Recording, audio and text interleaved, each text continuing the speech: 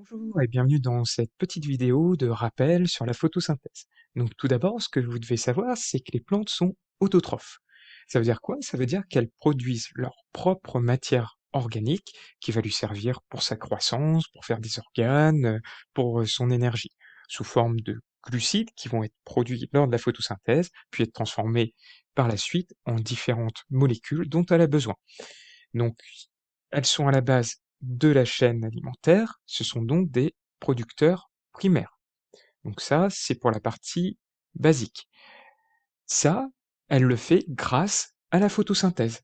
Cette photosynthèse a lieu au niveau des feuilles et elle le fait uniquement le jour. On va voir ces petits rappels.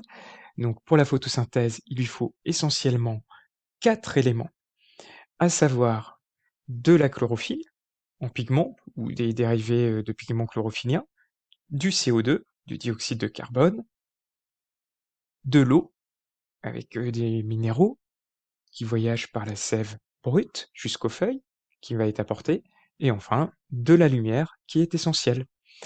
Donc au niveau des feuilles, quand on zoome, on avait déjà vu, donc ici on est au niveau du parenchyme chlorophylien, la face supérieure de la feuille. On est au niveau du tissu avec toutes les cellules. Je vous rappelle qu'ils sont composés de la paroi, des chloroplastes, du cytoplasme. Dedans, il y a aussi le noyau, les mitochondries, etc. Là, c'est très schématique, c'est juste pour rappeler. La photosynthèse a lieu ici, au niveau des chloroplastes. On verra après exactement à quel niveau des chloroplastes, la structure que ça a. Les chloroplastes, ce sont des mini-organes des cellules. On appelle ça des organites cellulaires.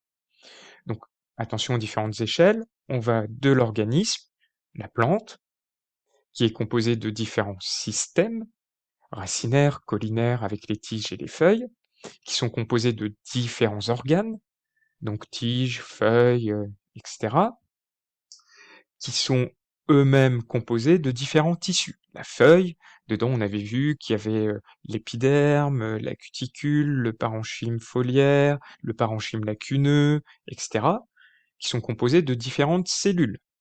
Donc là, ici, dans le parenchyme chlorophylien, les cellules chlorophylliennes.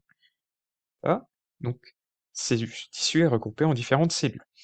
Donc, dans ces cellules, à l'intérieur, encore quand on zoome en plus petit, il y a des organites cellulaires. Donc noyau, cytoplasme, mitochondries, chloroplaste, etc. Ok. Et là, on va particulièrement s'intéresser aux chloroplastes, qui sont le lieu de la photosynthèse. Donc ils contiennent la chlorophylle et des dérivés. À la lumière, ils vont produire des réactions chimiques. Et ils vont pouvoir décomposer l'eau, on verra ça après, c'est la photolyse de l'eau, qui est une oxydation, et le dioxyde de carbone, ils vont pouvoir le réduire pour produire leur propre matière organique. Donc ça, c'est la partie réduction. Donc, on va voir cette réaction d'oxydoréduction beaucoup plus en détail, mais dans ce que vous avez su, normalement, c'est que la plante, grâce à l'eau et au dioxyde de carbone, elle va produire des glucides, ici, et dégager de l'oxygène. Et ces glucides, c'est de la matière organique. Ce sont les petites briques qui vont lui permettre de produire différents organes, qui sont à la base. D'où les rappels que je vous avais mis.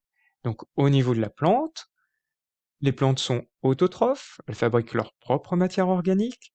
Au niveau des cellules chlorophylliennes qui contiennent les chloroplastes, donc quand on regarde la cellule ici, il y a une partie, le noyau, et ici les chloroplastes, c'est ce que vous voyez là, qui sont là, où va se dérouler cette photosynthèse. Donc l'énergie lumineuse va permettre de décomposer le dioxyde de carbone et l'eau pour produire ici des sucres. Là, en exemple, ils vous ont mis du glucose, la molécule la plus simple. Ça peut être d'autres sucres type saccharose, amidon, etc. Donc on verra ça après. Mais en gros, ça produit des glucides. Et ces glucides, ils vont servir à la plante à avoir de l'énergie pour fonctionner, et puis aussi de matières premières, de matière organique, pour fabriquer des organes, matière organique organes. Donc attention, la plante effectue sa photosynthèse et rejette globalement beaucoup de dioxygène le jour, mais pour son énergie et tout ça, la plante a des mitochondries, là où se déroule la respiration, comme nous, les plantes respirent. Donc la nuit, par exemple, les plantes respirent. C'est pour ça que, par exemple, à l'hôpital, on enlève souvent les plantes la nuit pour éviter qu'elles prennent aussi du dioxygène et qu'elles rentrent en concurrence avec les personnes malades qui peuvent avoir besoin de pas mal d'oxygène.